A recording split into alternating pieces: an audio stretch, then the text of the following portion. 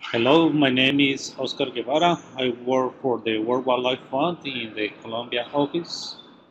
Um, I was- I will do my presentation about the work that we are doing in the Amazon piedmont on building socio-ecological resilience with local people. First, I would like to make a brief context of the place where we work. So this is a picture of the Amazon piedmont. It is a transition landscape between the Amazon and the Andean mountains. So within that context is a place with a large representation of biological diversity, but it's also from the social point of view a very complex place because we have a lot of indigenous communities along together with peasants and local people, and again also because of its geographical characteristics, it has a lot of different dynamics of hazards and drivers of change. The main economic activities in that region are cattle ranching, oil exploration and exploitation, the commercial timber products, and of course agriculture. So this is the context of the most important relevant economic activities in which we work together with the local people. And just let you know how which are the characteristics of the dialogue we have with local communities. So basically, and this is very important, is that when we work with the people, we go for an integrated approach. Whether WWF is a conservation organization, we do not focus exclusively our dialogue with communities on conservation, on how to reach conservation targets. We go into an integrated approach that includes, for example, land use planning, local livelihoods, food security, and health issues with the communities. And for the purpose of this webinar, I would like to start first mentioning that is an integrated approach, but also that we have an extensive use of visual tools. Um, you can see, well, this is just an example of the icons that we bring together into the exercises that we do with the community. And the second characteristic on top of the integrated approach is that we work on what is called in this slide ARCA. ARCA is the Spanish word for rapid assessments on climate risk and adaptive capacity. And basically what the dialogue that we try to do with the communities is that we believe that we do not need to spend years and years and spend a lot of money on doing the climate risk assessments. We believe that through a very conscious and honest dialogue with the communities, we can identify the priorities on adaptation planning with them.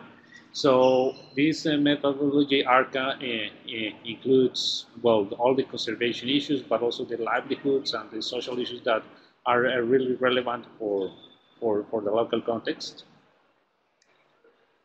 And basically, the most important premise of the work and the way we communicate with local communities is that we understand that climate can be a hazard, but also a driver of change. So basically, what we try to do is that we try to make this explicit and be adopted as part of the land use planning. So somehow you're not thinking about climate scenarios that will happen in the future or how climate is likely to affect local livelihoods, but we want to make a physical representation of what is really happening in the area. So we want that people actually map what happened in the past and what is likely to happen in the future. Um, this slide also this is a very important method that we use because these are the timelines. So as you can see, we try to go into the past and somehow make the people think that the climate change is not only thinking about the future, but actually that climate has been affected for a long time. The different components that we want to target in this type of exercise. So as you can see here in this picture, there are the different icons that are related with the methodology are used in this timeline. So we are now seeing that in different years we have affectations or negative impacts in livelihoods, in conservation targets, in ecosystem services, in health. The health of the communities also has been affected. We have a good number of extreme weather events, landslides, floods, and they are mapped here in this time of timelines. So again, we are trying to make this as a visual tool so people can understand and can have a better understanding and also have a better reflection about how climate is linked with the different aspects of their daily life. And somehow, again, by doing these links between the past and the different components of their life, we can start thinking about the future. So somehow, again, we try to use visual tools that are related with a rapid assessment approach that actually is linked with an integrated approach that takes into consideration the different priorities of the communities. And by doing so, we are making the links to build up a dialogue about what is needed in the future in the context of climate adaptation. This is an example of one of the topics that we make emphasis on the exercise. It's about ecosystem and ecosystem services, but just trying to understand which ecosystem services are related with the for example, for the watersheds that are most important in the Amazon piedmont. But again, you can see there are different icons and different visual tools. So how this is the way we try to introduce the different topics as part of the agenda. And very important is what kind of change we want to motivate by doing this type of exercises. This is the result or the existing work that WWF is leading with local communities on community-based monitoring systems of land use. So we have, for example, more than 1,000 local farmers that are implementing this system. And what you can see here on each text and each, you can see here on the different types of components of these graphs, each of these texts corresponds to one of the icons that we use on the exercise. And so how this method is being run by the community. So somehow they are trying to track the progress on how they are addressing each of the components of the methodology. And basically, we have this participatory method of monitoring land use on every farm that includes, for example, how they are doing their milk production, or how they are dealing with their different crops, on how they are doing, for example, here there is income, here is health, here is basic needs, here is governance, we have here waste management. So we have many different components, and each color reflects how they are the progress in time on each community for the different components that are being undertaken.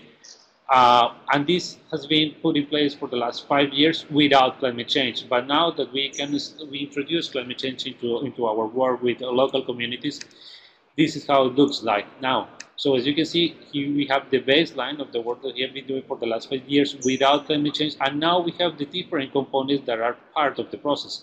So basically, the latest characteristic of the work that we try to do, and we think it's very relevant, is how we mainstream climate change as part of the existing agenda. So it's not just making a new process. As you can see, right now we don't have any information because it's actually new. We are just starting to monitoring with the communities. It is somehow we trying to straighten the existing agenda by mainstreaming climate change into it. Finally, well, some messages. This is how we highlight the new components of the monitoring system. What is going well, but actually there is a learning process. We have learned a lot from being the local, working with the communities about what works with them, and somehow we build up upon that learning. This process of having rapid assessment that are highly participatory lead us to identify measures with local actors. So actually, we work together on identifying the adaptation actions that work for the local context. We take into consideration perception. So it's really important that we not only bring the technical analysis of the scientific knowledge, but actually these methodologies of rapid assessments made together with local actors allow us to include perceptions as part of identifying and delivering adaptation actions. We also promote a larger approach. So it's not only the local context, but also we want to position regional strategies, actually things that need to be addressed at a larger geographical context. So it's not just working on every farm, on monitoring their land use and how their livelihoods are behaving under a changing climate, but also we want to position actions that are critically, that needs to be designed through a regional vision. Uh, course, like the last uh, key message is that people has a good endorsement of what is going on. It's not just that someone design and recommends on adaptation strategies. Is that this is built with the people, so there is a lot of legitimacy on on the whole process. So that those five things are working well in the context of the Amazon piedmont, well of working with local people. Uh, this is a nice picture of the place where we work. Thank you very much.